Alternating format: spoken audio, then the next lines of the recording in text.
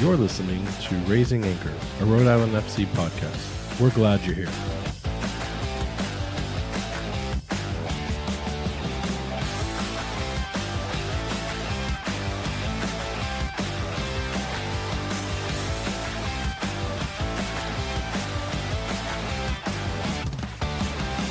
Hello, and welcome to Raising Anchor, your podcast and source for all things Rhode Island FC. I'm your host, Matt Entrikin, coming to you on Thursday, November 16th. We've got a lot to cover as we unpack multiple player signings, impressions from the first ever open tryout in club history, kit sponsor updates, as well as the official date for the kit reveal party. Plus, we've got impressions from the USL final, including some additional news about the RFC broadcast coverage coming to you in 2024. And on top of that, we're doing it live. Kind of. To help me get all of this across the finish line is the one and only co-host, Jason Carey. Jason, how's it going? We're both just hanging in here. Both of us getting through some sickness here. I'd go off on some tangent, but we really do have a lot to talk about. And knowing how we like to elaborate on everything, it could be a long one. Yeah, I don't think I can remember the last time I wasn't well, and knowing that it came at peak, podcast broadcast time, it's terribly inconvenient. We're being tested right now. The listeners really need to learn and appreciate one day how much we put our bodies on the line. Meanwhile, Coach looks like he's living his best life back home in Bermuda right now. Just according to the Instagram posts, he's on a night boat ride as we record. So I would much rather be trading places with him right now.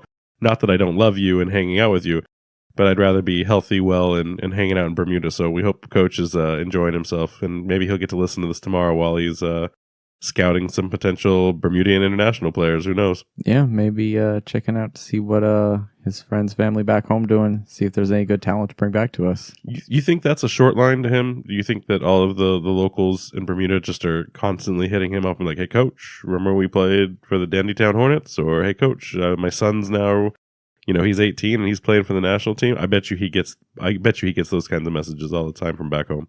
Yeah, I wouldn't be surprised if that happens. And I also bet we get a little bit of a growing fan base out there just because of Coach. Oh, like you mean Rhode Island FC or Raising Anchor? Maybe both, but definitely RIFC. So you're saying we need to record our first ever live episode from Bermuda. That's what I'm hearing. Oh, yeah, let's do it. All right, we'll get that in the plans. But speaking of players that we do know for sure, kind of a perfect segue, we've got quite a few acquisitions to talk about. You ready to jump into this? Yeah, let's do it.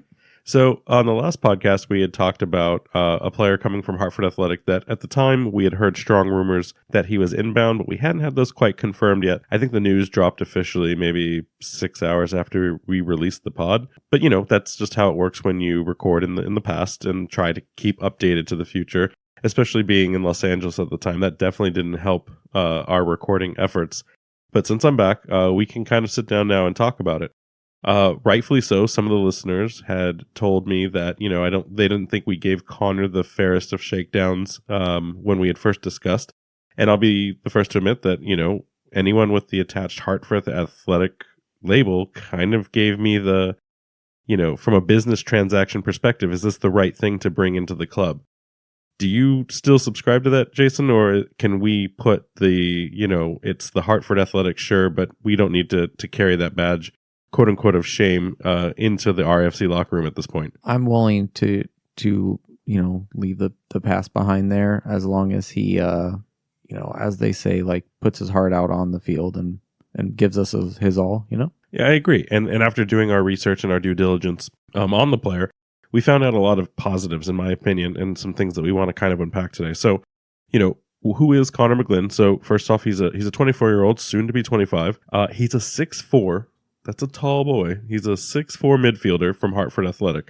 He played the last season, as we mentioned on the last pod, kind of out of position in a center back role, playing 31 of the 34 games total for the season and accumulating 9 yellow cards with 2 goals on the season. And I think the first thing that we need to call out is whenever a player is playing out of position, it's almost like the performance metrics for the year don't matter unless it was the conversion year and the year after, I guess you would say, where it says, okay, the project has been solidified. This person is absolutely the person we expect to be in that role moving forward. But I don't know if there's anyone that it gets asked to step into a role that they historically didn't play, if you expect great outcomes as a result of that. Have you ever seen that in your history?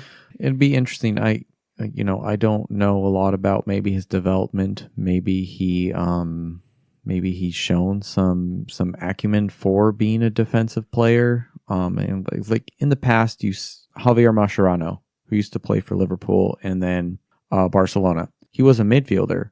But towards the end of his career with Barca, like they were starting center back next to PK. So I don't know what coach's plan for him, if it's in midfield or defense. But there are a few, circumstances where we've seen things like this happen.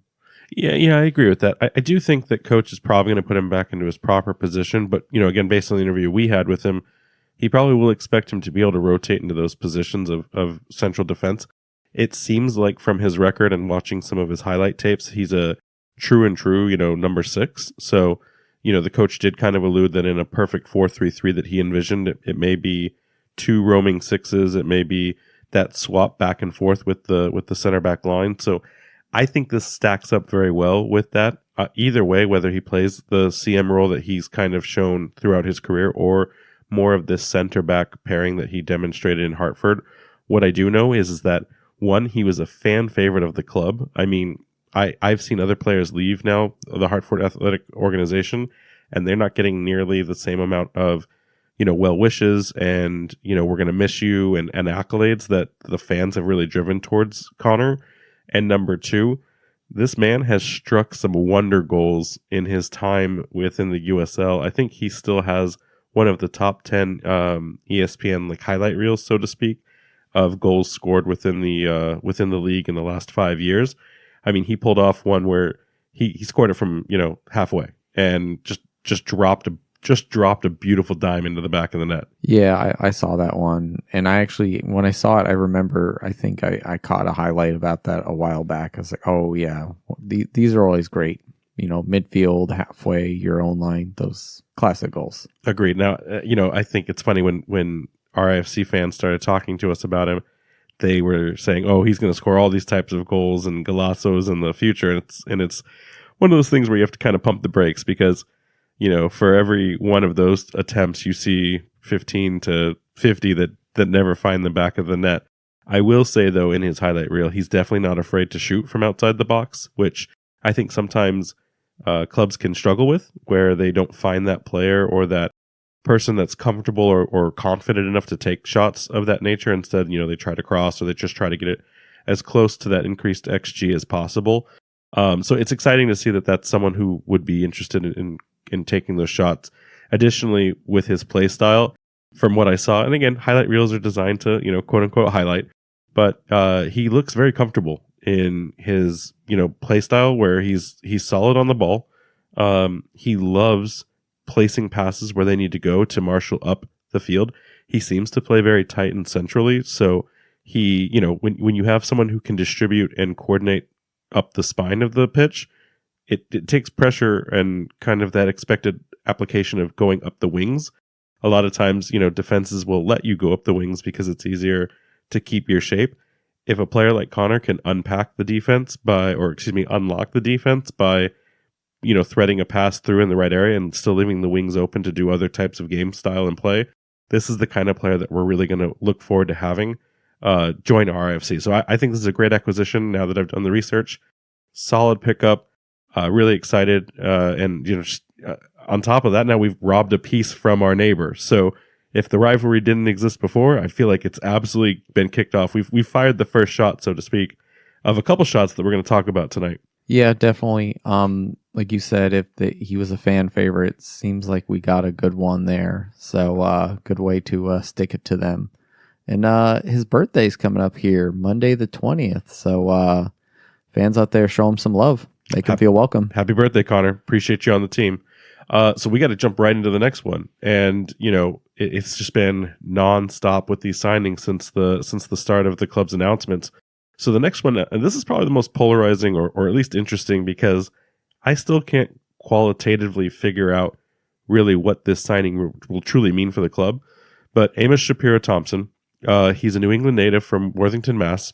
And he spent a lot of his playing time actually in Europe, playing for the Polish side Liga Warsaw on a reserve contract before he came back home playing for the Boston College Eagles. And what's really great about him is not only was he nominated as a freshman All-American, but he's seen some trials and tribulations in his career due to the pandemic era. I think we sometimes forget that a lot of these college players and some of the more quote unquote minor professionals have really struggled to make a breakout during that era of time that was lost due to the pandemic. You think about how many things got shut down from a business perspective or put on pause. That kind of carried through for all of these college teams that just didn't have those chances to make it to combines, to open tryouts where everything was sequestered and clustered away. And on top of that, so not only did he kind of suffer on stalling through the pandemic, but he also suffered through a torn ACL in the middle of his college time. So he saw some significant minutes drop from his playing time because of those unforeseen circumstances. But having said all of that, he did get the opportunity to get drafted by the New York Red Bulls in 2023, where he made 20 appearances this year for the Red Bull 2 organization. That's a hard one to say, including getting loaned to the first team for an Open Cup match against DC United. Now, I can't find a lot of his playing time information outside of just general, playing minutes and percentage of time on the transfer market. I couldn't see any of his highlight reels from New York Red Bulls 2. I don't know if that's because it's locked away by the Apple TV package, but I really couldn't find any information outside of his college time in the highlight reels. Got to pay the Don Garber tax there. So it's interesting you say that because we have Apple TV for MLS, but there's no real easy way to get to, like, you'd have to watch the entire game and then take that opportunity to kind of like take those notes down as if when we're watching real games and starting in 2024 and making that kind of game time evaluation. And I frankly just didn't have the time to sit down and watch multiple 90-minute reels. I was looking for something more like the Y Scout or the YouTube highlights that would condense that. And it just doesn't seem to exist for anything on the MLS Next Pro. So listeners, if you have a way to get kind of concentrated tape footage of those play moments from players, let me know, because I right now don't have any way of understanding what that looks like. Yeah, I'm not sure how to find some of that either. I think as soccer grows in the States, maybe some more of that stuff will become available, but remains to be seen for now. If it is out there, it's hidden. Agreed. And when I did look at the highlight reels that I could find, again, they were mostly his Boston College time. It sounds like a repeat of Connor. He looks very comfortable on the ball, but the difference between him and Connor is that he has amazing pace with the ball, and he loves dribbling centrally up the field. This is a person, now again, defense at the college level may be different from the USL perspective or any other kind of professional competition, but this is someone who's not afraid to receive the ball, turn, and run up the field. And I think that that's a nice compliment, because I don't think I said this yet, but Amos is a central midfield player through and through. So if he's partnered in some sort of 6-6 or even like a 6-8 where he's that box-to-box engine, that's the kind of person that you're going to want to see perfectly pair with someone more like Connor's style, where he can hold the ball and redistribute up the field or around the field. So this is a perfect pairing. He was high energy. He was high stakes. I was really excited to see what was going on in his space. The only thing left really that we can't understand right now, and it's just really not made clear, is that when we looked at his player data for Red Bulls 2, I don't know that I could say he's a guaranteed starter for us, because he did only start and finish in, quote unquote, the final, 75 to 90 minutes in only 13 of 27 matches that he was on the team for. He did play several of those matches where he was a substitute, and then there were a couple where he wasn't even dressed for the games. And there was no reported injuries that I found. So I don't really know what that means for Amos's role with the club, but I do know two things. One, he was an academy product from the New England Revolution Academy when Coach was there. So this has been a very long play from Coach Kano, that he's had his eyes on this guy for a long time to bring him into some sort of sporting program that he was going to coach. So this is like when you get a job and you're like, okay, I know these people I can bring in and make myself look really good. Coach has definitely had Amos on his radar for a very long time. So that's the first thing that's really clear to me. And the second thing is when he introduced himself on the Rhode Island FC socials, he absolutely said anchors up. So He's a fan of. I'm a fan of him, and he's a number one pick for me. Yeah, I think anchors up alone. Like, I'm sold. He could have the worst career with the organization ever, and he'll still be my number. He's already won the Raising Anchor Player of the Year award, and we haven't even played a match yet. 2023 Player of the Year. You know what? I love that. We should just do that as a fun thing. If he's at the kit reveal party, we should just get some stupid award as fast as possible and just be like, Amos, congratulations. First ever player anchors up. Wouldn't it be hilarious if the club eventually adopts Anchors Up more than Wicked Good Soccer or Anchored in RI? I know they'll never do Up the Tide because that's Defiance's thing. But what if we just keep creeping on? Because ours is simple. It's 2 words. And they're mostly small words. Up is a very small word. I don't think you can get smaller than the word up. What do you think? Do you think it'd be possible we can eventually outpace anything else they make? Possibly. I think if we just keep yelling it, and eventually it's already seems like it's slowly creeping into their vernacular. So we're just gonna keep pushing it. We just have to figure out how to get paid by the club every time it's been said. That's the final destination. How much does it cost to get one of those airplanes? I don't know, but we got to do the research. So that's Amos. And then if that wasn't enough player announcements to talk about, we've got one more, which is probably the player we've known the longest about in addition to Koke. It was teased to us well in advance of any original announcement signed. We didn't know that this would be the player that got announced next because there are, several more that have already been locked in. But Jason, you want to take us through the next Loyal edition? Yeah, so we picked up another Loyal player, Grant Stoneman, 27, 6'1" center back, heralding from St. Charles, Illinois. So Coach Nate Miller actually brought him along to the Loyal from the Lansing Ignite. He played 85% of the minutes and only missing 3 games in the 2023 season, which is huge. So huge for a center back. That means he didn't get any yellow card suspensions. He didn't really get any major injuries that would have taken him out of the games. What that tells me too is that he has a good relationship with Koke. So like that'll be huge for understanding, because it's important that back line and the goalkeeper are on the same page. He's basically the glue for the back line there in the defense. So that'll be huge for us. He's got some may say he's somewhat high card accumulation, but the majority of his yellows are coming in the second half. So it's probably tactical fouls at that point, which is just part of the, what you got to do to control the game. He's somewhat of a veteran, over 100 matches in USL. That's huge. Yeah, that's pretty considering big. Every year you're basically recycled for free agency. That's 4 years with USL now, going into his 5th year. That's a young man veteran in the league. And like you said, that synergizes with Koke. That's an amazing pickup. Yeah, and Reddit's joking about us becoming the Rhode Island Loyal FC. I'm all for it. So we're going to talk about this in a bit, but we did release the kind of AI generated kit concepts, because it's difficult when we've already seen some of what will be in the permanent kit. It's hard to not say what we know and don't know. But I think my favorite comment in that post was, well, with all the Loyal players you have, why even do one of these kits? You should just be wearing San Diego Loyal, like the straight up kits from San Diego Loyal. So I wrote back, hey, that sounds like a great third kit opportunity. So Rhode Island, don't get a designer for the third kit.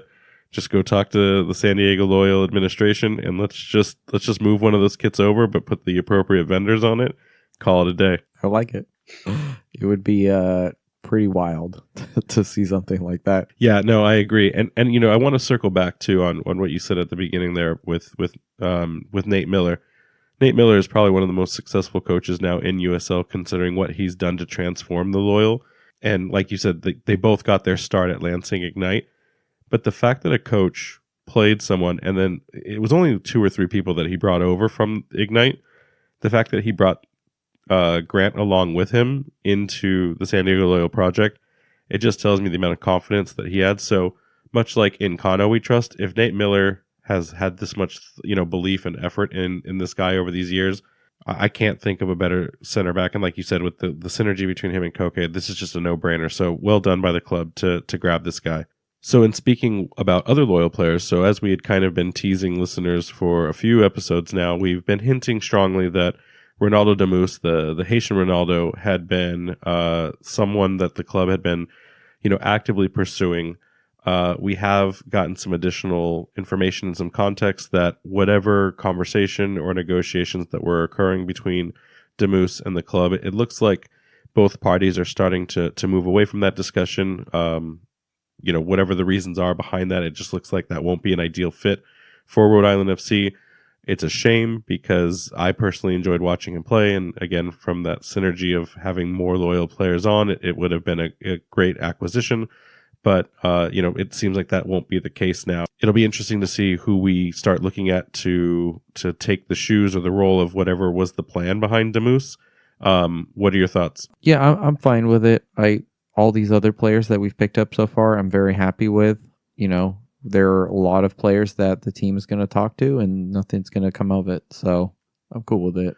You miss 1,000 shots you don't take, or whatever that phrase is. I can normally remember when I'm not sick. You miss 100% of the shots you don't take. So it's 1,000 shots, 100%. You got it. There you go. That was close. Numbers. We got there. But no, listen, it'll be exciting. And, I don't think that we've made a single bad acquisition. And I think that if these are the decisions that the club's making, to your point, I think we'll continue to see excellence in the players that we do acquire. What I can say is that, we knew that the number of signed players was ranging in the 5 to 6. We've now acquired 4 players, so we have 1 to 2 left, but we also know that the club has been in the works to finalize contracts for several other players over the last 4 weeks. So I would anticipate that we probably have at least 10 to 11 players already signed.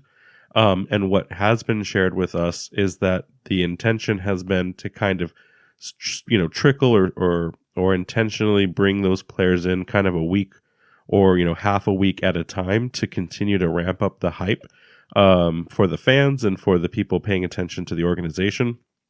We do know there's an international player on the way. We're not sure yet who it is because international ones are the hardest rumors to probably track down. But we can anticipate that we'll start to hear more about at least one international signing in the weeks to come.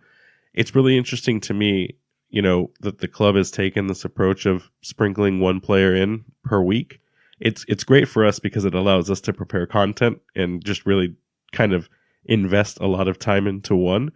But I almost wonder if that hurts the coach when he's trying to build a team. If they really have all of these signings and there's really nothing at this point holding them back, I wonder if that hurts the coach from time to time where it's like, hey, if I could just announce all these players, I could motivate or incentivize maybe someone who, again, Rhode Island FC isn't a real thing until we become a real thing.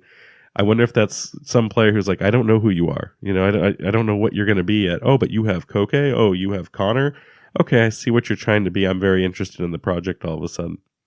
Yeah, from a product standpoint, it's easier to sell if you can list like, here are the 10 players I have so far. These are the positions I have filled. This is my idea.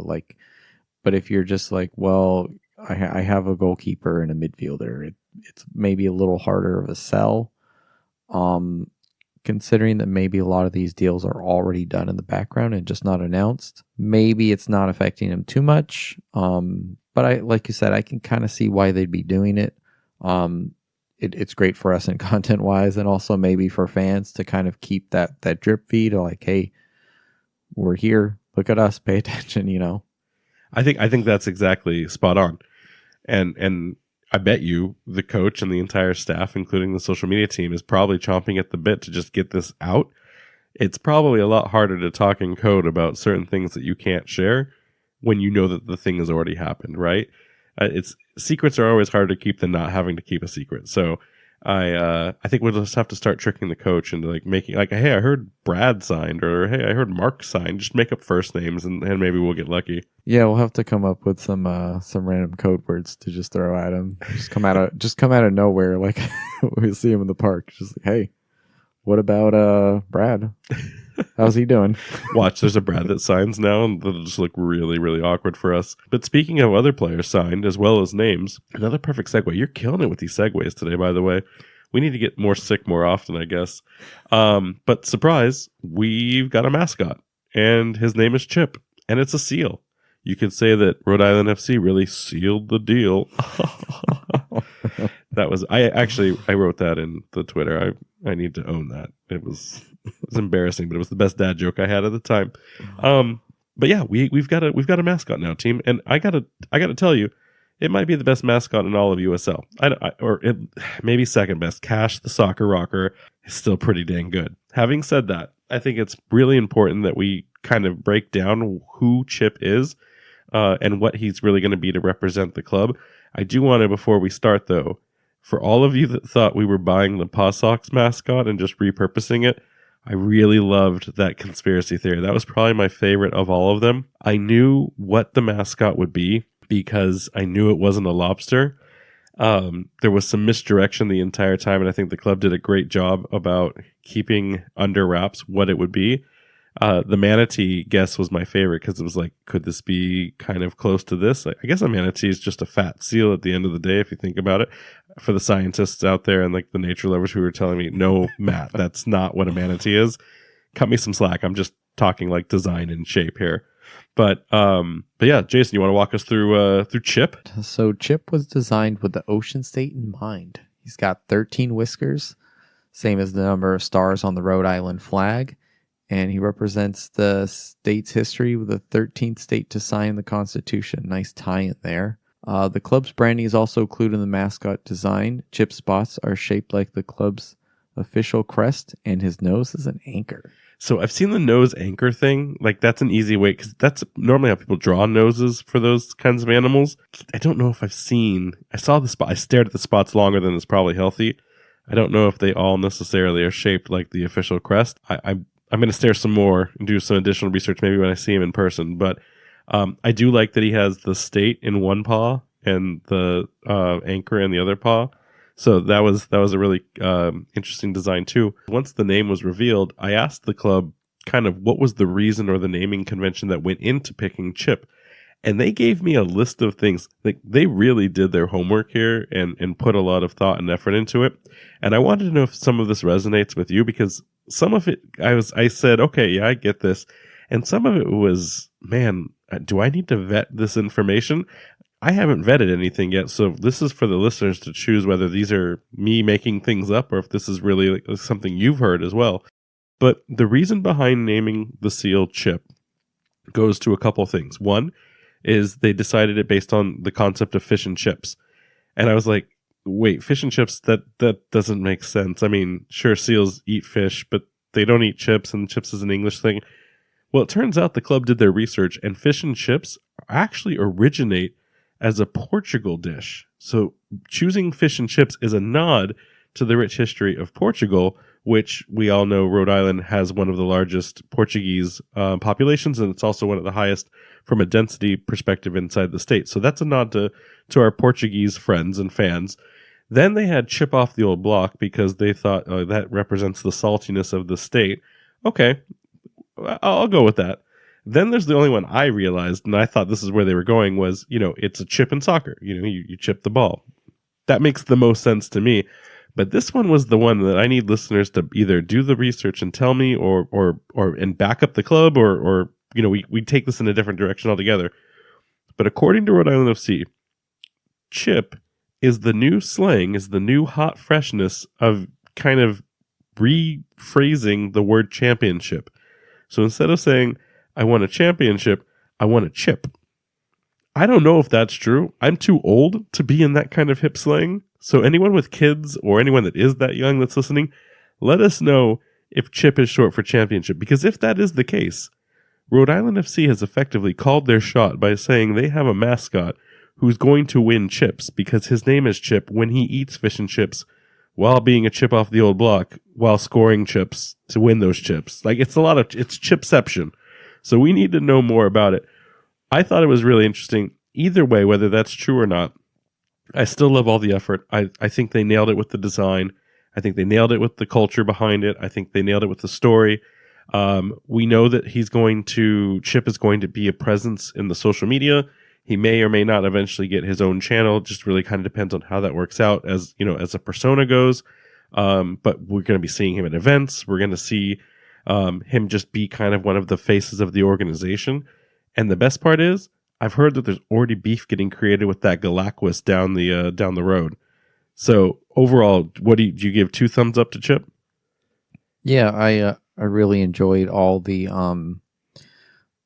misdirection and all the hullabaloo about like what was he actually going to be. And when I actually saw him, I was like, you know what, I like this guy. He's cool. With the whole like naming thing, like I said, maybe some of those I don't know, we'll have to ask the Gen Z kids about that. We're too old for that. Like, is that really what that means? Championship chip?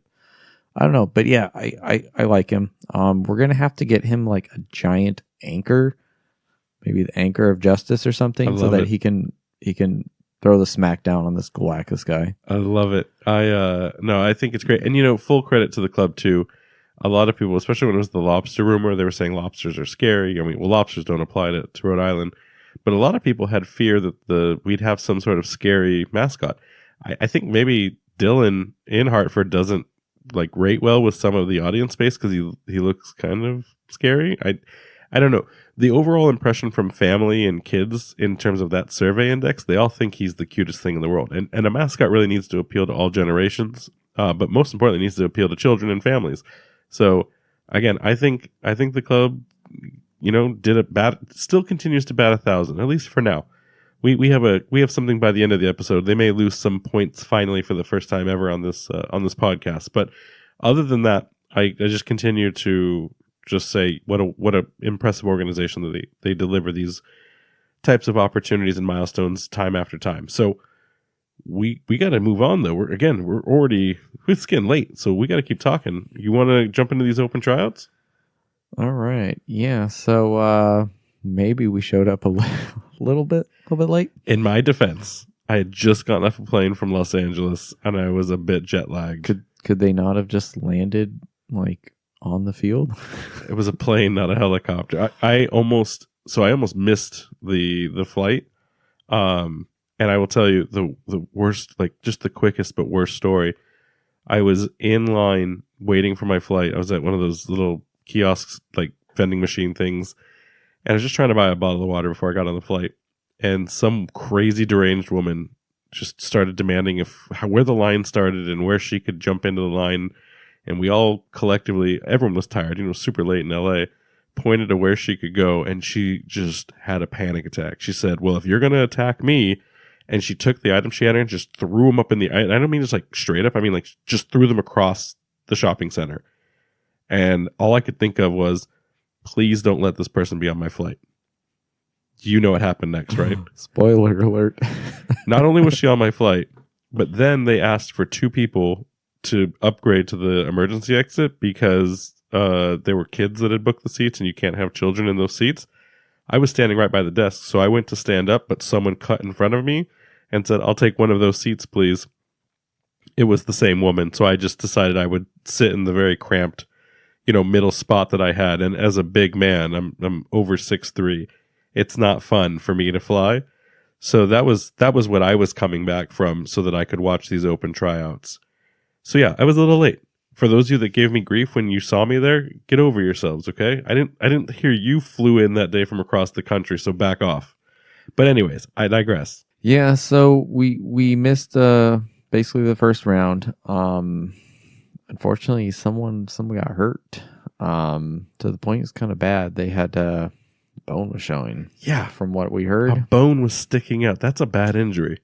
Last time I checked, bones stay in the body. That's pretty metal. But yeah, that's not what we were there for. Luckily, they were able to take care of him, and hopefully they are doing better, and hopefully it's not too bad. Yeah, we hope that candidate has a speedy recovery because that's never what you want to hear or see for someone just trying to show their game and try to make it, professionally. We really sucks to hear and hope they're, taking care of themselves and getting healthy. So yeah, we were able to show up, watch the second and third round. Got to spend some time with D36 and RFC personality Kevin. So we have to start calling him that because I refuse to say his @handle on the podcast. It's just we're not advertising for him.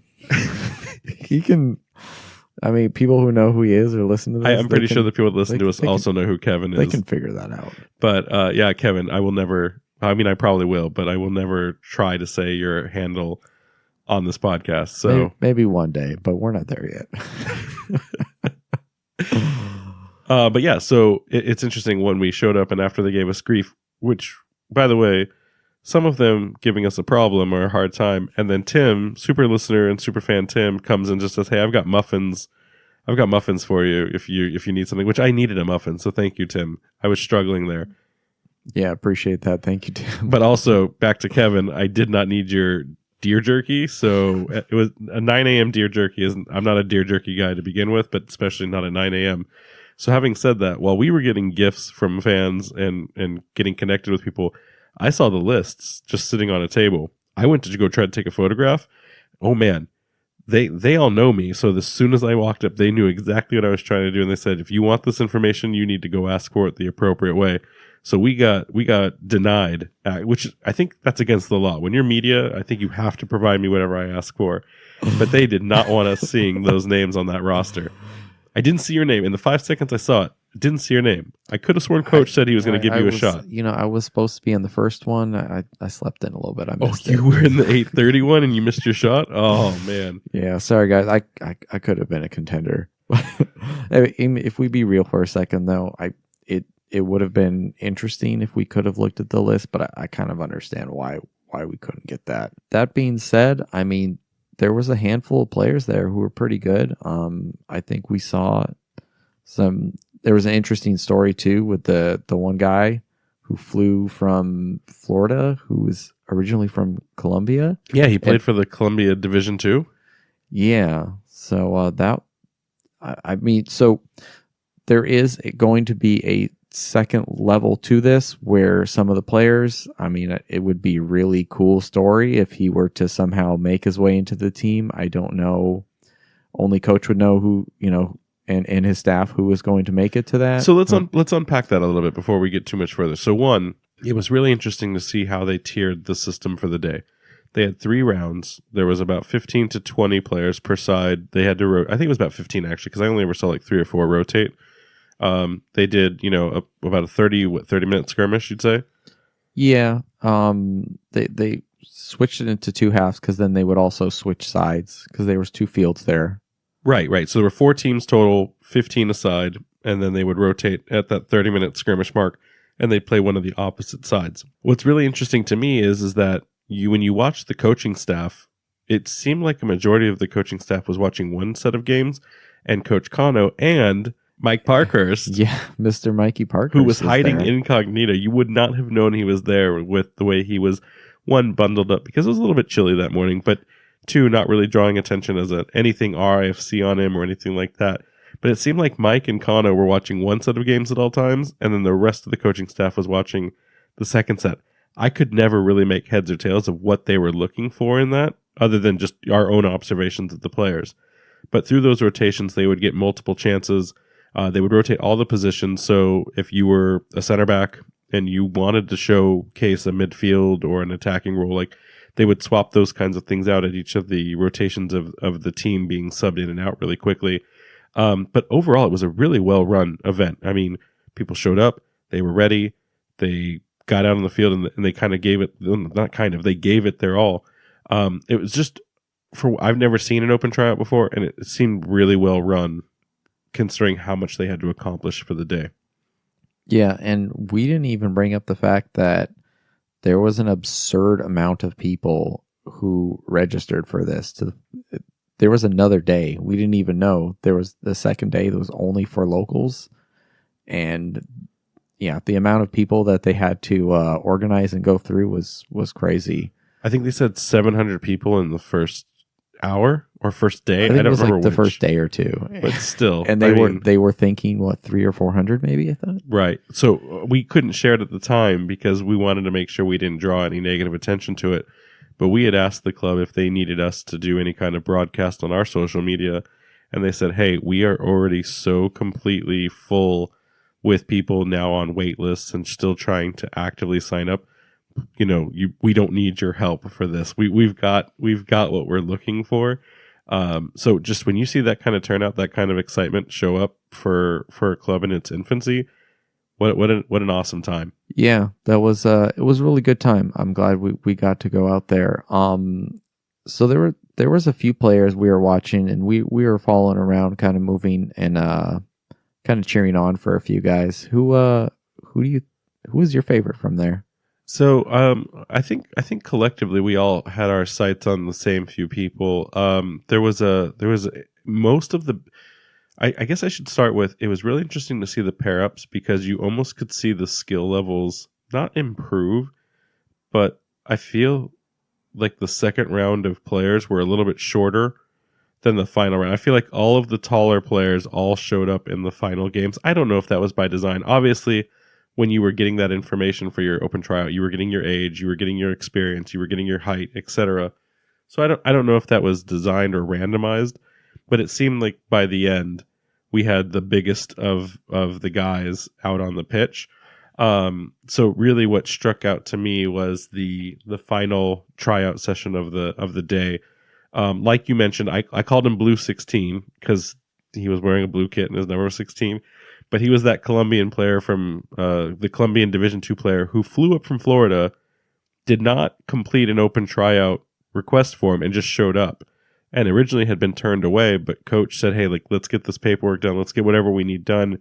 Let's get him on the pitch, which I'm not saying is protocol, but I think that they realize that when someone comes knocking on the door that has proven professional talent, it would be a waste of time. It would be comical to not take advantage of that when he's already there. There were other people that did show up, and I think they were more amateur, just trying to like invade and see if they could get a spot, that were turned away. So it's not like they were just doing it for everyone, and I don't want people to think in the future like, oh, I can just crash this. It was a very special set of circumstances.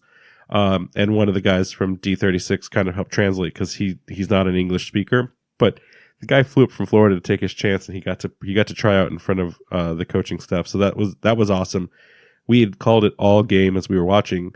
There was another player on there, Blue 4, and they had this midfield kind of striker synergy. And we're like, man, but they never played at the same time because they would swap for each other. And we all said, like, man, if they can get on the pitch together with this team, they're gonna unlock something special. And sure enough, in the last 15 minutes of their first side, they finally got on at the same time. And within 46 seconds, they combined to score an amazing goal. Yeah, when they I think they may have actually been on for shortly before that, but like it did seem like there was some like position moving where when he was subbing people out, he was actually having them try a few different positions because the Colombian guy was up top, and then it looked like other times maybe he switched him more to attacking mid. But then when everything kind of, the stars, like you said, they lined up and they were just kind of in the right position, the goal they scored was pretty awesome. Yeah, and then I think the other kind of two players that I would say really excited me is there was a guy from Providence City FC. Now we don't know if he actually played for the Rogues or if he just loved the kit. I don't think he was in full kit mode. I think he just had the jersey top. So we weren't really sure, and we didn't get a chance to ask. He took off before we could get his information. But he was on the green team. So if the coaching staff is listening, the green guy in the final round wearing the Rogues kit, he really seemed to command the ball. He had a great kind of soccer acumen or IQ in being where he needed to be. He definitely had some athletic, domination just by his height and his ability to go up and down the pitch. But he really shined brighter than the rest of the people on his team. I don't think that the green team was really constructed well enough to highlight what he could take advantage of. So I don't know if that hurt or helped his try. I don't know how a coaching staff makes the decisions they're looking for when maybe the team around you isn't building you up as best as could be. But I thought he deserved a call out to the combine. And then on the red team, for the final round of the day, there were a bunch of red players, specifically red 4. And then the last one, though, which we were so impressed with that we waited till after the end of the tryouts to just actually have a conversation with him. So Omario Rosen, he's a Jamaican center back who spent time playing collegiately with Berkeley and Wilmington. I think he's playing in one of the Division 3 or Division 4 kind of amateur teams right now just to get playing time. He was saying it as he was walking away. He was kind of in a hurry. so it was hard to catch everything he was saying. But he probably left the most lasting impression. He stayed tight on his lines. He played both center back and he played a wing back. And there was a really good striker, both when Blue 16 was out, the Colombian, as well as someone else from the Orange team. And he didn't let anything get by him. In fact, I hate to say this because while there was every good player that was there that we're talking about right now, there were a couple players that, in my professional opinion, really didn't have any business being on the pitch. I often don't tell people, oh, I could go do something. And you guys that have met me know I cannot play soccer professionally. I can't even play it for fun. I can play it on FIFA, guys. That's what I can do. I definitely could have been better than some of the people that were on the pitch that day. Yeah. For there's, like I said, we don't really want to put anybody down, but there was definitely not a lot. There was just a few guys there who, maybe really had no business being there. But you know what? With the amount of people that were interested, it's bound to happen. So I'm not putting anyone down. I applaud that they were brave enough to do it. What I'm saying is that I think if you really, I think the best athletes are those that are aware of their talent and are aware of their shortcomings. And I think that some of those people need to check the reality mirror of, hey, I enjoy playing on Sundays. I have fun. But USL is a professional league and it's a professional sport and those are professional athletes. I mean, I just don't know. I'm not trying to offend, but there were some people that had no business being on the pitch. That's all. And I'm hoping they had a great time and they had the experience of their lifetime, getting a chance to try out for a professional club. Maybe that's the story they were looking for.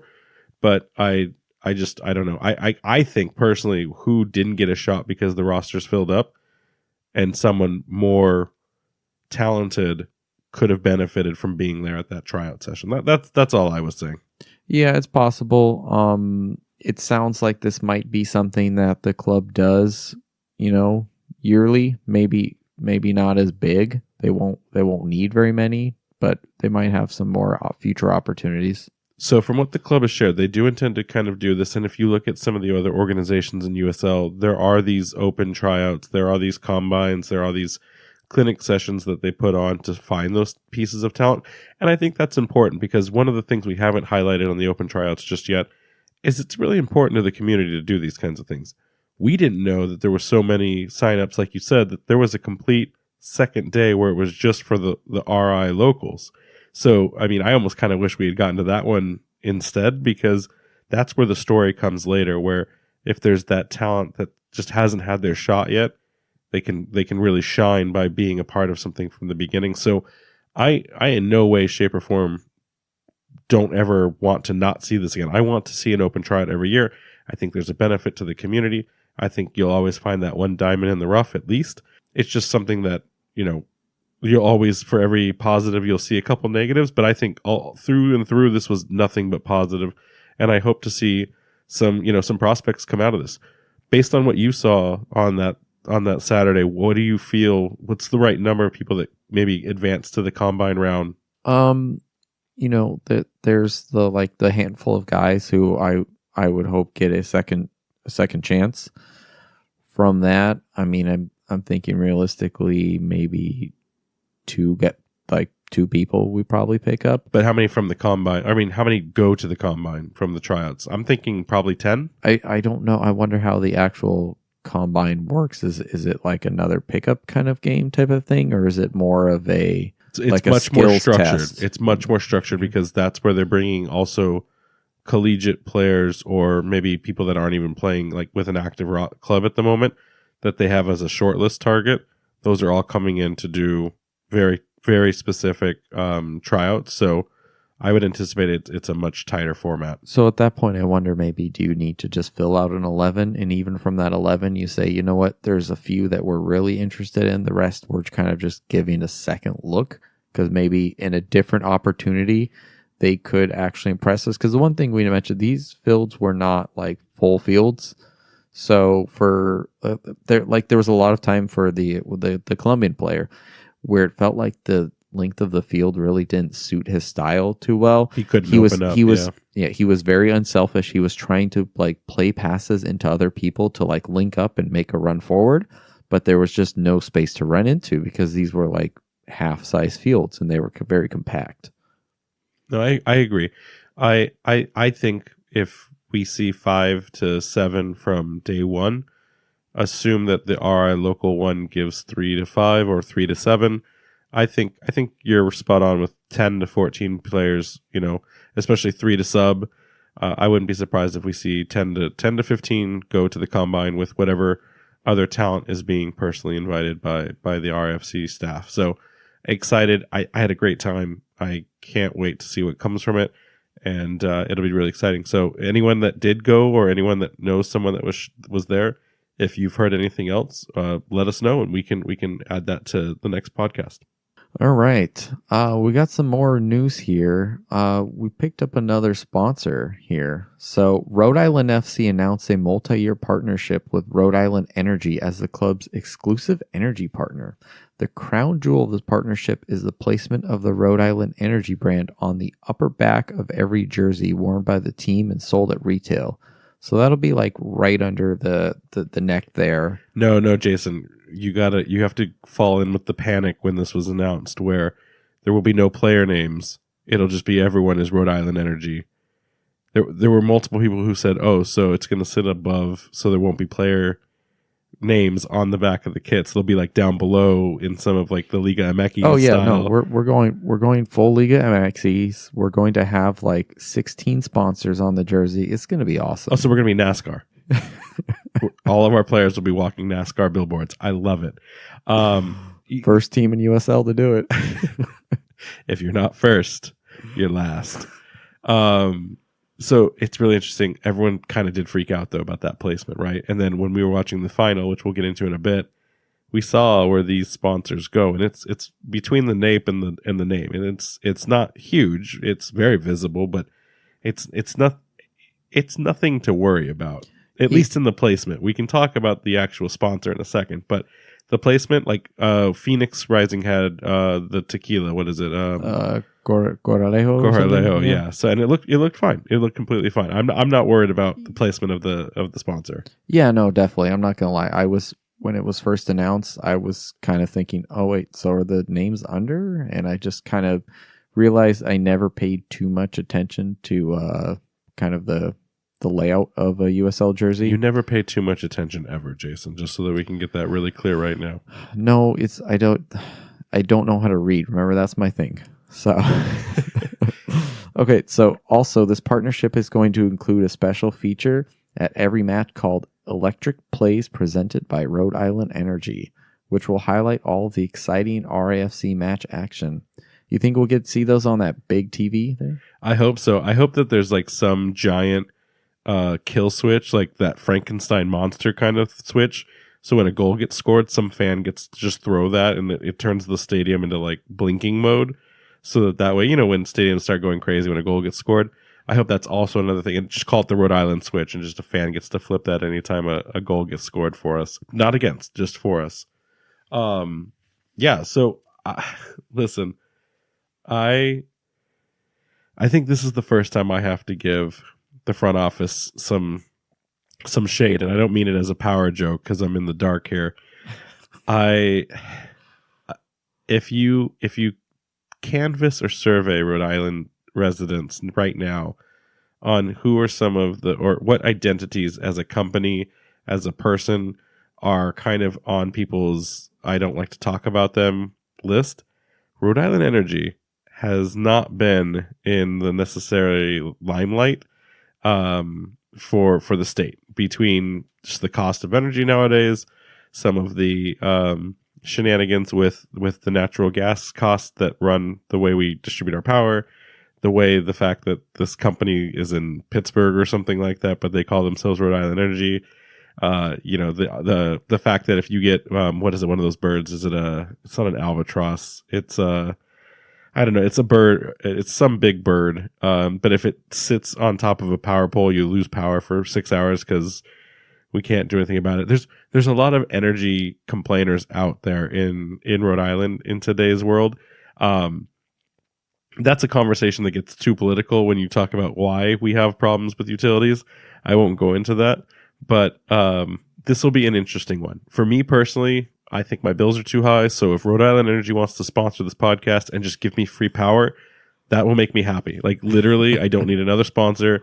I will give you electric plays presented by Rhode Island Energy 5 times per podcast. But having said that, I'll be really curious to see how this resonates. Again, at the end of the day, it's just a sponsor. But you and I, we've seen bad sponsors in the past kind of reflect on people's decisions to buy kits. I don't think that's going to be the issue, especially because the word Rhode Island is on the kit. But I don't know, man. This is an interesting one. Yeah, it's small. It's on the top of the back of the neck. So I think it's one of those things that most people are going to forget about. I mean, also too, does anyone like any power company? Well, and like, that's why I'm saying it's not exclusive to Rhode Island Energy is not the quote unquote main bad guy here. It's the concept of the way utility structure works in America. Yeah, power companies, internet companies, they're all the worst. Oh my gosh, did you just jinx us? Is Cox coming in as our official main kit sponsor? That's the thing, is you just go online, you hate on them, and then they just look at you and you're like, what are you going to do? And then we all just like, I don't know.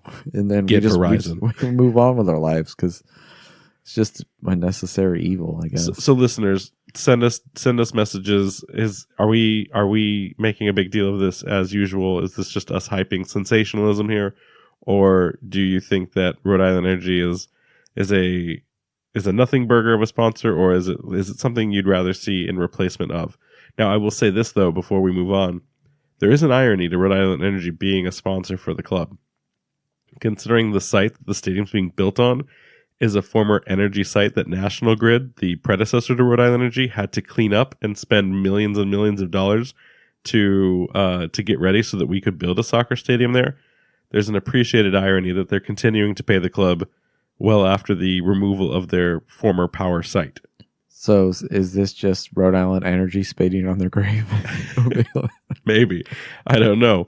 But it'll be interesting. I don't, again, I want to be clear. I don't hate this sponsor. I just will be really interesting to see if this one resonates as much as, again, the club had to have a slight miss in my opinion. And if this is it, this is a minor miss. If it isn't a minor miss to people and I'm just talking for the sake of talking, then I'm wrong. But I digress. We'll leave it at that because we have another sponsor we have to talk about, which is the next anchor partner. Now, remember, when we last talked about anchor partners with OrthoRI, there were only going to be X amount of those anchor partners within the framework of how Rhode Island FC set up those partnerships.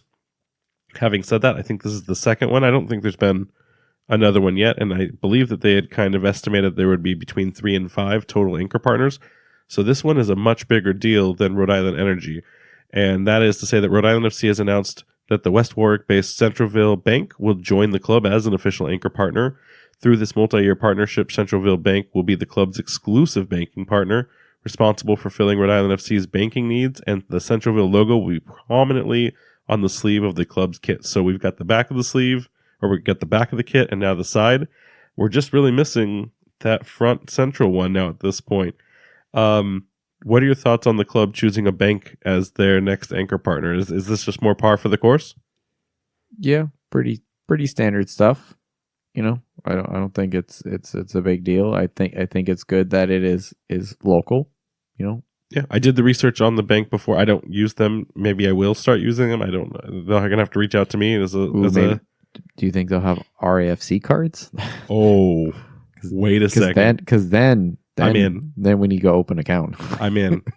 Centralville Bank, if you're not already making Rhode Island FC banking cards as a result, let's have a conversation because that's how you get us. I was hoping for you that they would sponsor us by giving you a discount on a home loan for a mortgage. That seems to be one of their bread and butters, looking at the history of, they've been operating for like 200 years, maybe even more than that. It seems like this has been a staple of Rhode Island for a very long time when it comes to the security of home offerings and just, banking structure inside the state. So more power to everyone. Again, it seems like a great pickup, but yeah, you nailed it. If I can get RAFC checks and an RAFC banking card, I'm in. And if I can get, chip on there too, chip the seal on my card, heck yeah, let's go. That's another reason for a chip, the banking chip. The jokes write themselves. Perfect. Do we think we know who the final sponsor will be? Like the front kit? Because we've speculated. We don't know this. This is all just our conversations. Should we talk quickly on who we think the final quote unquote anchor partner will be? I mean, there's some rumors about, maybe a brewing company that that, and then maybe, the possibility we've got CVS Health as a very large company in this state. So Yeah, I would say one of those two. So, I mean, we're teasing because we did just do the generation of custom kits for fun. We used a site that one of our listeners had provided to just generate what we think would be some fun and exciting kits. None of which, by the way, are confirmed or are the official kits. So I think we need to make sure we have an asterisk there. And yeah, the vendor partners that we put on it were people that we've heard from the club's own mouth as potential suitors for either the naming convention to the stadium or for the front of the kits. So I agree. I think it could be one of those ones that you saw in the social post. If you haven't seen it yet, go over to check it out. I agree. I think it's going to be Athletic Brewing. The club has not shared one iota of information on that, and we've gotten so many things wrong in the last few weeks that who knows if that's accurate.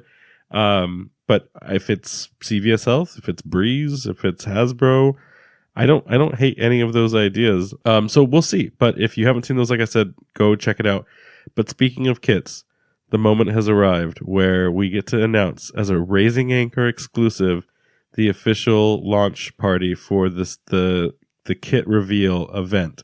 So after confirming with the club, we can officially say that the kit reveal will be on December 4th at 5 p.m. So that's a Monday, everyone. You need to brace yourselves. You need to make sure you leave work as early as possible to make sure that you attend this event on time, because it will not wait for you. Now, I cannot give the location out yet, and I can't reveal more of the conditions that are being put in place because the club is still working through some of the final requirements to get this party started, so to speak. So what I can tell you is that the club will be sending out an email to invited members beginning next week at some point. Now, I say invited because it sounds like there will be some rules put in place. This is going to be a quote-unquote controlled environment. I don't have the final details on who will make that list, but I can say that if you're a season ticket member, that looks favorable that you'll be able to attend. But again, the club hasn't committed to that yet because they are working through what those final requirements might be. So keep your eyes to the horizon and look for more information coming from the club when they announce the official event, hopefully next week before Thanksgiving. So, but until then, it's December 4th, 5 p.m. That's all you need to know for now. Moving on. So we got the USL final. Yeah, so we met up with the Defiance and watched the USL final at Flynn's Irish Pub over there, right down from where our 2025 stadium's going to be. Flynn's Irish Pub, formerly Craft Burger and Beers, where we recorded with them. I was actually surprised we weren't in the room that's supposed to be the, quote-unquote Defiance headquarters. It sounds like they're renovating the room, maybe in preparation for us, so they put us in the regular bar. I don't think the staff was ready for, 30 people to show up and watch a soccer game because there was only one bartender for the night. It was a Sunday night. It was pretty much dead on the other side of the restaurant as people were winding down because, it was like 8 o'clock or 7:30 when the game started. So you could definitely tell she had not signed up to work that hard that night. So major thanks to the staff at Flynn's for taking care of us. They even stayed later than they were supposed to be open because the game went ridiculous. Yeah, it went into extra time there and then all the way to penalties. But yeah, I was pleasantly surprised by the turnout. It was quite a few people showed up, like you said. Yeah, no, and it wasn't, to my knowledge, I don't think all of them were Defiance fans. The Discord is both the Defiance Discord and Rhode Island FC. I'm sure most of them were, but there was a healthy mix of just fans across all walks there. Another shout out to Antonio, who owns the Rhodey Hen Cafe. He is now going to become a diehard Rhode Island FC fan. He said he's getting his employees excited and ready to go to watch the games as well. So it was just a really, really good time to see everyone show up. I completely agree. So let's jump into this. Thoughts on the game? Yeah, it was a good game. I thought that the Battery started off very well. As I've seen in the playoffs, from what I've seen of Phoenix, they kind of tend to show up a bit later in games. They're the boogeyman that shows up in the dying minutes and steals your soul.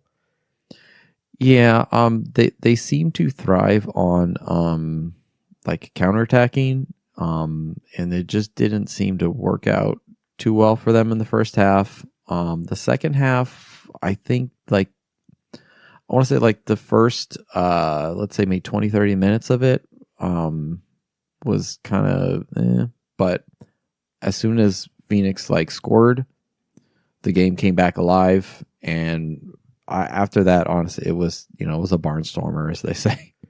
Yeah, I agree. It was definitely a tale of two halves. Battery just seemed to be in complete control in the first half. They were cutting down every approach that Phoenix made to create any kind of attacking threat. Like you said, it seemed very indicative that Phoenix wanted to play a counter-attacking style, and they basically shut out the Harvey and Traore lanes where they could not generate an offense. It seemed to me that a lot of the attempts were coming up the left wing because that's kind of the style that they've played to find Danny Trejo, who could poach and score a goal. He was, multiple times in the box with the ball at his feet, but Charleston continued to lock him out. And then, Charleston goes up, and here's the thing. I don't know if Charleston took that goal, got through the half, and then said, we need to kind of be a little bit more protective and defensive. But you could tell, like I said, with that second half, that Phoenix started coming alive, started probing, started getting a lot deeper with some of their scoring and attacking threat options. And then, they've been doing all playoffs, score a goal in the dying minutes and away. They are the ultimate road warriors. Their next tifo just needs to be Mel Gibson from the Road Warrior, just sitting there with a soccer ball under his arm, because that's just what they do. Before we get too far into the final moments and the what happened next, I do though want to walk back to, because it was a very hotly debated topic at the bar, and it was very hotly debated on social media. Was that a was that a penalty in the box in the second half where Charleston took out their player and it went to review? Not a VAR, by the way, but it went to an AR review on the side.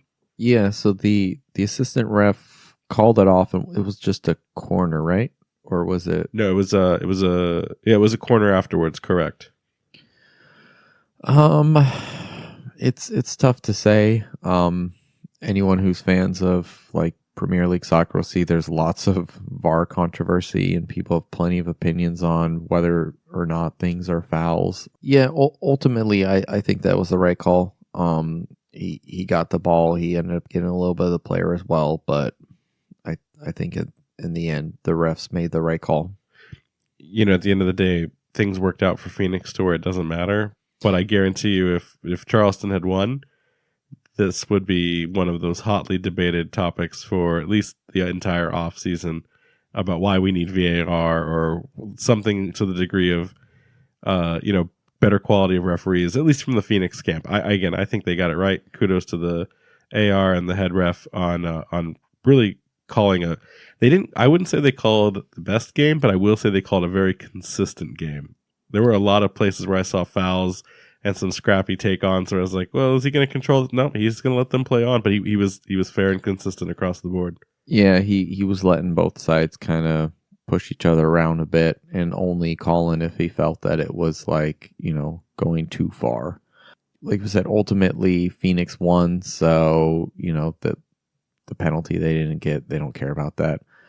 I do wonder, though, if Battery look back on that and think about, like, they were missing a player, and so Fidel Barajas, he actually just won today the USL Young Player of the Year award. He's with Mexico for the Under-17 World Cup, Yeah, he's provided an assist to equalize against Venezuela in the middle of those games. I think they tied for the game, so it wasn't like the go ahead winner, but still, I mean, doing amazing things for them. So I haven't seen much of him, so I can't comment on his playing style, but it seems like he is somewhat of a creative player, and it did feel like in the game, Phoenix attack was better and Charleston's defense was better. Maybe with Barajas on the field, Charleston could have solidified a little bit better of attack and maybe kind of finished Phoenix off before they were able to come back in that second half. I just, wonder if they're upset about that in any way, or it just kind of is what it is. So listening to other pundits and podcasters, a lot have said that what Barajas brings to the field was replaced with the other players that were made available. I don't follow Charleston enough to be able to comment further on that. But what I did notice as we were getting into the dying minutes of extra time is Ben Pearman did not use all of his subs for Charleston Battery. So that tells me either he had no talent left to play anything or implement any other kind of strategy and was just trying to kind of hold on with what he had built. Or those were the players that were going to be best presented to take penalty kicks. And I got to tell you, if Barajas is that creative and can put a ball where he needs to put it, that sounds to me like someone you want to be taking a penalty kick for you because, spoiler alert again, if you don't know, it was Charleston's game to lose. You can't miss 3 penalties in a row. And when I say miss, I mean 2 of them be not even on target. That's never going to win you a game, let alone a final. And I think Phoenix was probably, making every contract with a devil or a deity they could as that game was going on to get that across the line. Because if you had told me by kick number 3 that Phoenix was going to win, I would have told you were out of your mind. Yeah, in that situation, you at least want to put it on frame so that you're forcing the keeper to make a save when you're just missing the target. I mean, even though it was just a little, it's not great. Yeah, I read some stat that it's like chances are 1 in 175 of the first team going down by 2 and then winning in the first 5 kicks. It's something that almost never happens. So for the USL, you couldn't have asked for a better timeline. You couldn't have asked for a better story. The fact that Phoenix again won every game on the road to win the finals, it's just amazing. And then, we didn't know this until the research was done. Phoenix, quote unquote, maybe feels like they were robbed from a final opportunity where COVID shut them down in that, asterisk year of playing during the pandemic. So it's a Cinderella underdog story or a villain story, depending on what your attitude and impression of Phoenix. Yeah. I mean, they were the 6th seed. So, I mean, that's what you like to see, I think, right? You want some parity that someone, can get good at the right time and make a good run and, have an exciting story. Agreed. Now, I'm curious. I haven't heard and I haven't talked to the front office yet, but it'd be really interesting to hear what Brett Johnson's take was on Phoenix Rising winning, since he had a hand to play in the development of that club.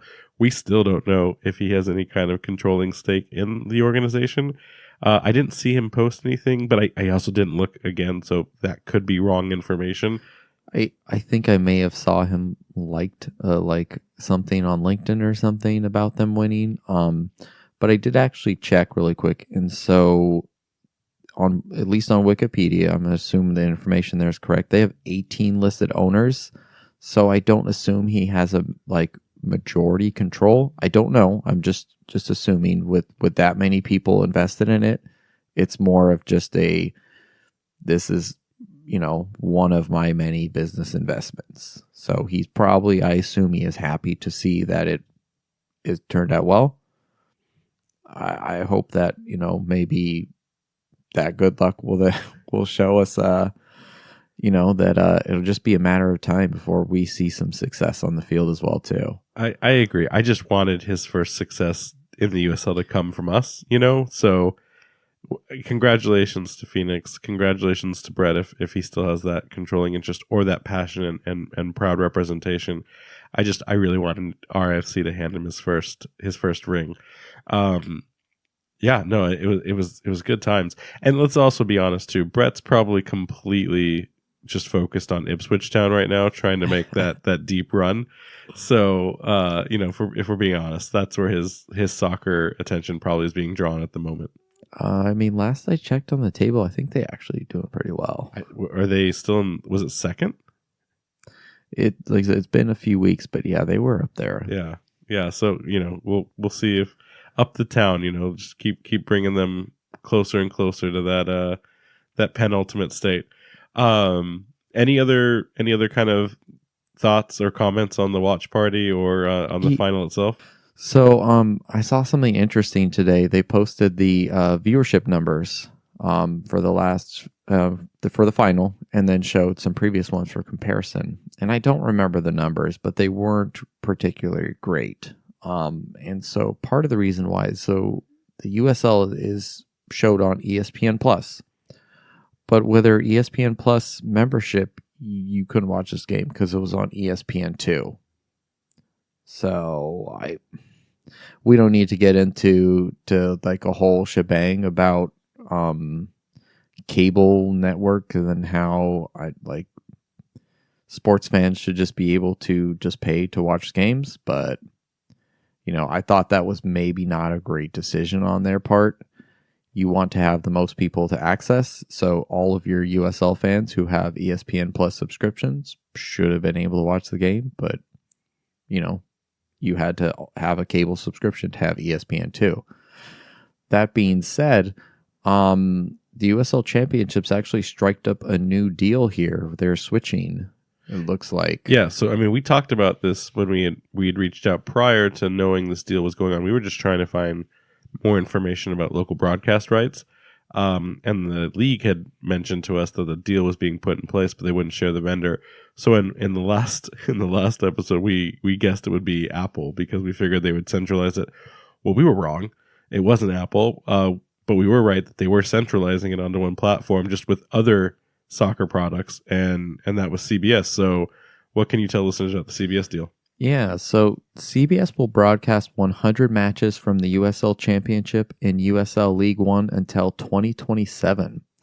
Selected fixtures, including the USL Championship final, will be broadcast on the main CBS network. So that tells me just general TV, which is good. Channel whatever CBS is on. Yeah, whatever your local CBS channel is, that'll bring it to a lot of viewers. And then more than 20 matches will air on the CBS Sports Network pay TV channel. I assume that's kind of like a ESPN for CBS. Yeah, I think so too. And then so fans will be able to watch the games on CBS, the Golazo Network, and Paramount Plus. So people who are already fans of European teams and maybe have Paramount Plus for Champions League, like this is huge because you already have this.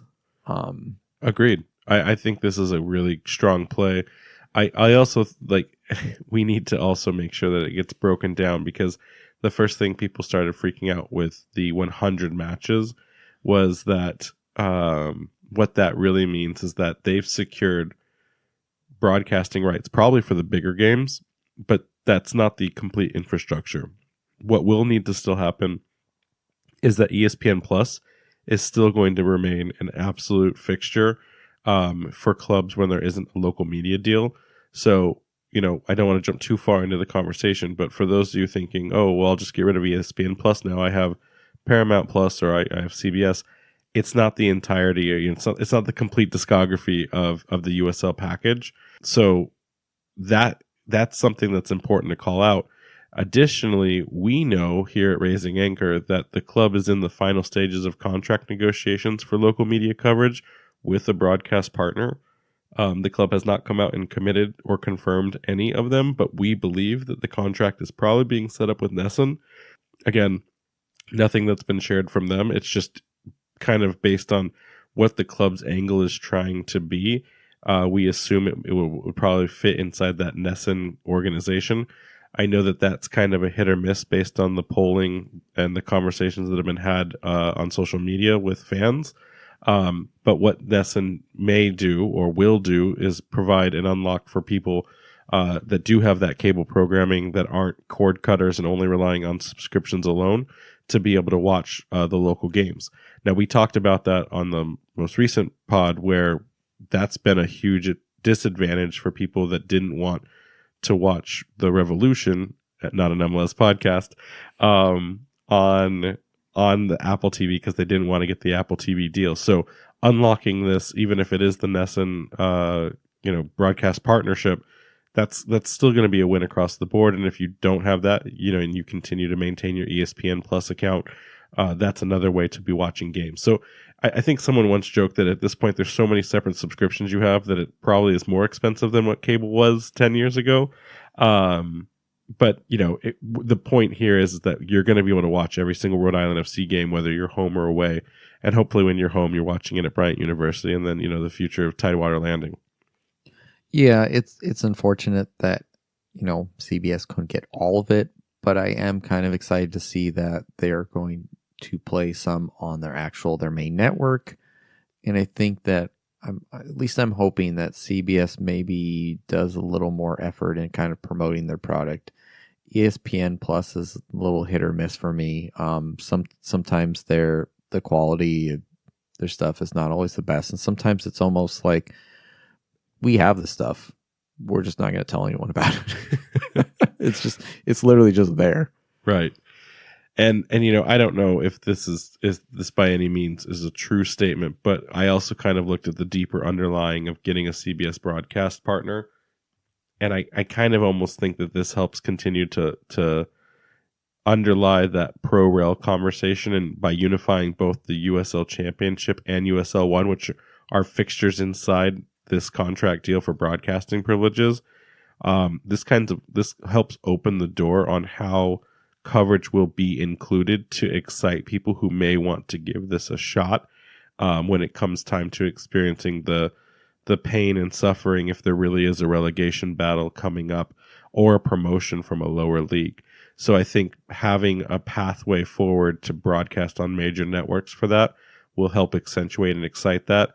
The contract rights, based on what John Morrissey was telling us from USL Tactics, is that all of the broadcast revenue is equally shared already currently, so there's no incentive to move up or down based on the network allowance, so to speak, but having access to be able to showcase the games and broadcast the games is a completely different animal altogether. So this kind of leads me to believe there's more ammunition for those of you that are still, screaming, we want pro rel. Well, this is just another kind of feather in the cap for that debate to continue to have on. So we've talked a lot. Is there anything else that we need to get across the board today before we jump into events and wrap this up? I mean, I literally could keep going, but you do have to edit this, so we have one last thing I think that would be just a quick, just because it was dropped and it seems to be a sensational topic right now. Hashtag never it. Yeah, so I find it interesting that the Revs are looking at moving their stadium, and I had mentioned to you two things. They were a dumpster fire this past year, but I also wonder if they are concerned with how close RAFC is going to be to them, and if we are putting out a better product, a more well-run kind of exciting thing, like, are we going to be taking away from them? So do they all of a sudden need to, like, hey, we need to get our act together, we need to get a stadium that people actually want to go to and, like, feel like is a good place to watch soccer at, which kind of is not what I'm getting the vibes from most people who go to Gillette. And then also, if where their proposed stadium where they moved is significantly like farther away, does that mean a lot of the people maybe who are kind of closer on the RI Mass border there, do they just become RAFC fans? They're like, you know what, I can just go over here. I don't need to drive all the way through Boston, try and find parking. It's a nightmare to drive through there sometimes if you're not like from there and just know the streets, you know? You're spot on. It's almost prophecy-esque, right? You know, from what I've heard and what I've read online, everyone is in support of a soccer-specific stadium in downtown Boston. Having said that, I think the people that have been following the organization for as long as they have are understanding that by doing that, it benefits the club, it benefits the sport, it benefits the game, but it won't be benefiting them. And a majority of people that have said that they're in support of the soccer-specific stadium don't intend to continue to be season ticket members. I don't think that's a problem for the organization because they will get a mass amount of people that will be wanting to watch games by being in the heart of you know, one of the largest cities in the Eastern Seaboard. That being said, I think this is an ideal time for Rhode Island FC to kind of capture the hearts and minds of those people. You know, someone, and it goes beyond just the distance. You know, someone said, hey, parking is going to be a nightmare. There's not going to be the same level of parking infrastructure that exists at Gillette. You can't tailgate. That's a huge part of soccer culture in America. It's a huge part of sports culture in America. So that's not going to exist. So I think that you're going to see people who are Revs fans also become Rhode Island FC fans. And then if we have the more entertaining experience, I think you're going to see them become season ticket members. If you can't go to every game, but you love soccer that much and we're the same time it took to get to one place and now the other, as long as the product is exciting, this is going to be a huge unlock. And I think the Revs fans that are experiencing it are already aware of that. I think the clubs, both clubs, are very aware of that. I don't think we live rent-free in the Revolution front office's, you know, head that, oh, Rhode Island FC is here, so we have to get out. This is something that's been long in the works. Fans have been demanding a soccer-specific stadium for a long time. They've had multiple opportunities that have fallen through. So I think this is just a culmination of getting a deal across the finish line. We'll see what happens. I just think it's really interesting that there's so much topic and debate right now about it because of all the council meetings, and yet the club has been, you know, head coachless now since August or July even. I forget. I can't remember when Bruce was let go, but that front office administration has known that they didn't have a head coach for months now, and I still haven't seen any developments there. So again, hashtag not an MLS podcast. We'll leave it there, but this is going to be a huge win for Rhode Island FC. I'm super excited. Any fans that come aboard, welcome. We are totally in love with the idea of you guys coming and joining and watching our games. We joke all the time. Good luck figuring out which one you want to support when we inevitably meet each other in the Open Cup, but that's a problem for you guys to figure out at a later date. So I think just moving into events and kind of wrapping things up. So we've joked about how many episodes we've put out, even while we're both sick right now recording, but we get to take our first break. I mean, the listeners may not appreciate that, but we're taking our first break. So next Friday, we are going to take time off because we're not going to record on Thanksgiving. So anticipate catching back up with us the following week. And then we will be recording up through the Christmas week. But then I will be traveling. So the intent behind that is to have some pre-recorded content ready for listeners with some interviews from some amazing people that we're trying to line up in that December run. At that point, we probably won't resume live recordings until the second week, maybe even the third week of January. So we may miss an episode broadcast in that time. But that's just as we kind of get ready to gear up for more of these quote-unquote live productions. And then, Jason, what else do we got going on? All right. Like you said, there's some events coming up here. On Saturday, December 2nd, RFC is going to be at the Toys for Tots Drive located at Cardi's in Warwick.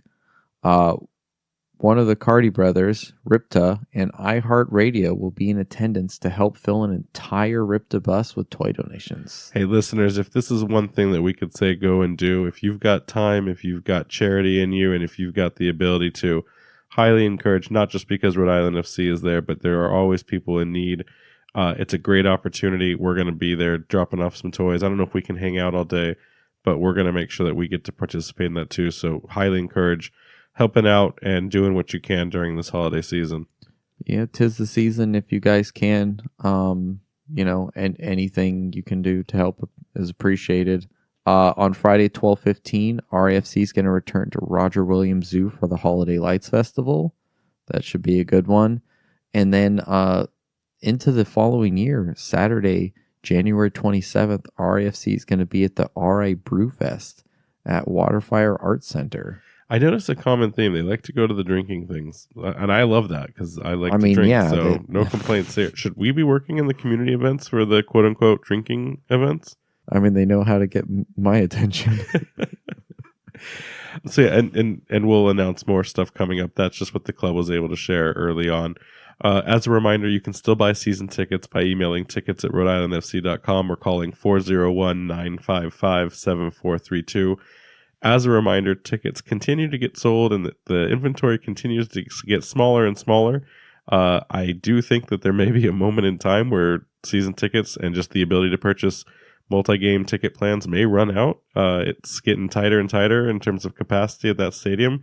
So if you are still hanging on and waiting for the best opportunity, what better time than to get a Christmas gift or a holiday gift for the people that you love or just for yourself by getting season tickets. So don't wait because you may not have another chance. And then we do have listener questions, and I'm sorry for those of you that had slotted these because they're probably a few weeks old and you're like, why haven't you asked these yet? But we ran super long with this episode as we got a lot of stuff to catch up today. So we will get back to those on our next scheduled broadcast. But as a reminder, we do have merch in the store, and we really appreciate those of you that have been buying it and supporting the podcast. So thanks to you and thanks to everyone else for just supporting and contributing. I'm going to say happy Thanksgiving. I'm going to do an early happy Thanksgiving because we're not going to be on next week. So Jason, happy Thanksgiving, bud. Happy Thanksgiving, guys. Enjoy the time with friends or family or however you're going to spend it. So I think it's time to wrap this thing up. Let's get out of here. Let's go get some medication in our bodies and go to sleep, huh? All right. So guys, you can catch us on Twitter, Threads, and TikTok, all at RAFC Podcast. We have an Instagram at Raising Anchor and also a website, www.raisinganchorpodcast.com. In the great words of centerfield Amos Shapiro Thompson, anchors up. Anchors up.